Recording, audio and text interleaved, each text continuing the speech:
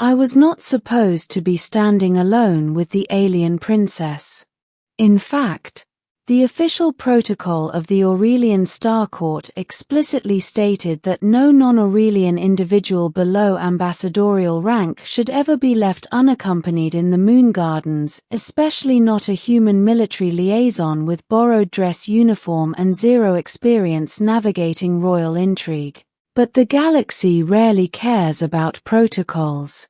The Moon Gardens floated on antigrave petals above the capital world of Lyris, bathed in soft silver light from the gas giant below. Bioluminescent flowers opened and closed with the rhythm of the planet's magnetic field, casting gentle waves of color through the air. The place was designed to inspire calm, reflection, and, if I was being honest, emotional vulnerability. Which explained why my heart was already misbehaving. My name is Lieutenant Aaron Cole, Terran Expeditionary Force. Humanity's role in the Aurelian Alliance was still new. We were considered useful, adaptable, and oddly brave, but also emotionally chaotic and dangerously sincere. I'd been assigned as a security liaison for the princess's diplomatic tour, mostly because humans had a reputation for noticing threats others missed. No one mentioned would also be noticed.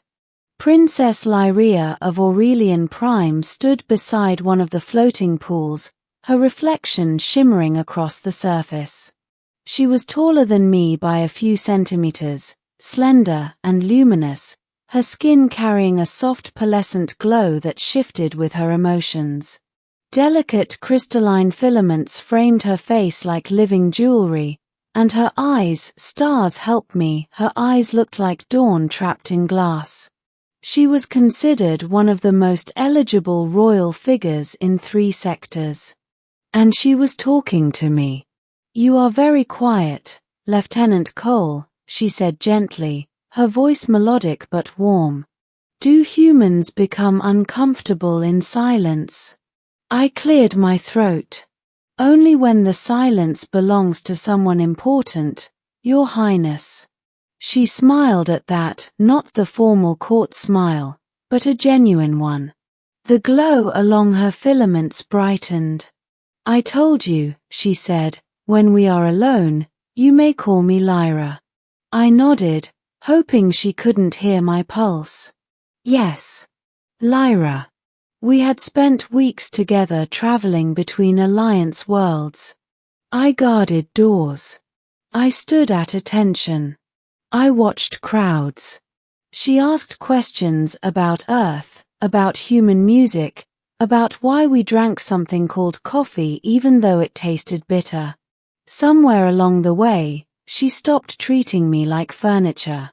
And I stopped pretending she didn't make my chest feel like it was doing acrobatics.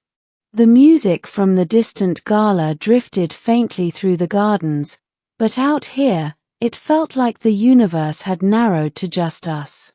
"You saved my life on Kessera Station," she said suddenly. I shrugged. "Just did my job." "No," she said firmly, turning to face me.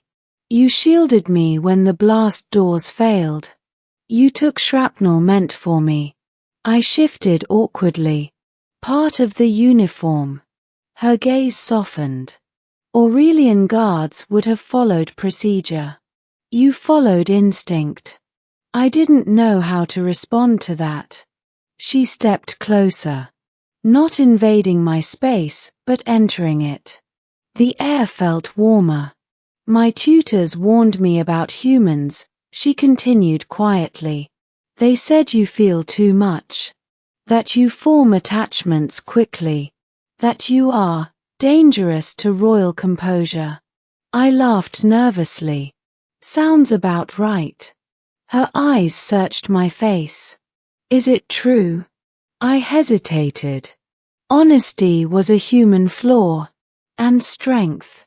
"Yes," I said. "We feel deeply.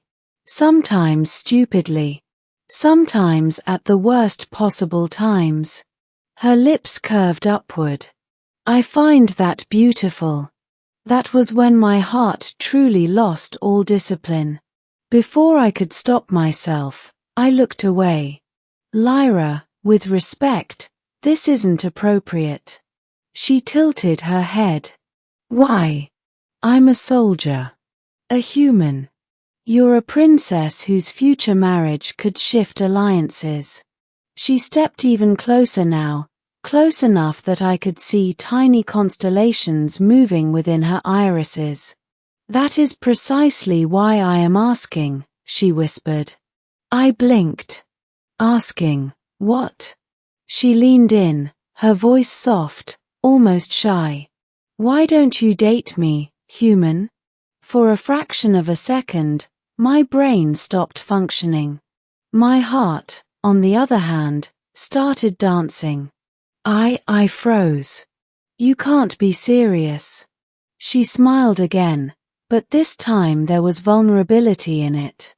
I am very serious. My training screamed at me to disengage. My common sense begged me to step back. My humanity did neither. Lyra, I said carefully, humans date casually. We're messy. We bring emotional baggage. We don't come with centuries of grace and diplomacy. She reached out, gently taking my hand. Her touch was warm, steady. Then teach me, she said. Teach me how humans choose someone not because of destiny, but because their heart insists. The glow of her filaments flared bright silver. I have spent my life being admired, she continued. But you are the first to look at me and worry about me. I swallowed hard. You deserve someone extraordinary, I said. She squeezed my hand. I deserve someone real. Silence settled between us again, this time, different. Charged. I exhaled slowly. If we did this, it wouldn't be a fairy tale. Her smile turned playful. Humans are not known for fairy tales. You are known for persistence. I laughed despite myself. And, she added softly, for standing by those you care for, even when the galaxy disapproves. I looked at her, really looked at her. Not as a princess. Not as a symbol. But as someone who had chosen me. All right, I said quietly. One date. Her eyes widened, and her glow burst into warm gold. Truly? Yes, I said, heart pounding. One human date. No courts. No titles. Just us. She laughed, a sound like chimes in starlight. Then I accept, Aaron Cole of Earth. The aftermath was predictable. News spread. Advisors panicked. Diplomats whispered. Analysts debated whether humanity had accidentally seduced a royal linchpin. But Lyra stood firm. This is not a treaty, she told the council. It is a choice. As for me, I learned that dating an alien princess meant teaching her how to eat street food on neutral stations, explaining sarcasm, and dancing badly to human music while she laughed without restraint. The galaxy watched closely, waiting for scandal. Instead, they saw something unexpected. A human and an alien princess choosing each other not for power, not for politics, but because in a universe of ancient empires and careful calculations. A simple, honest question had been asked. And a human heart had answered.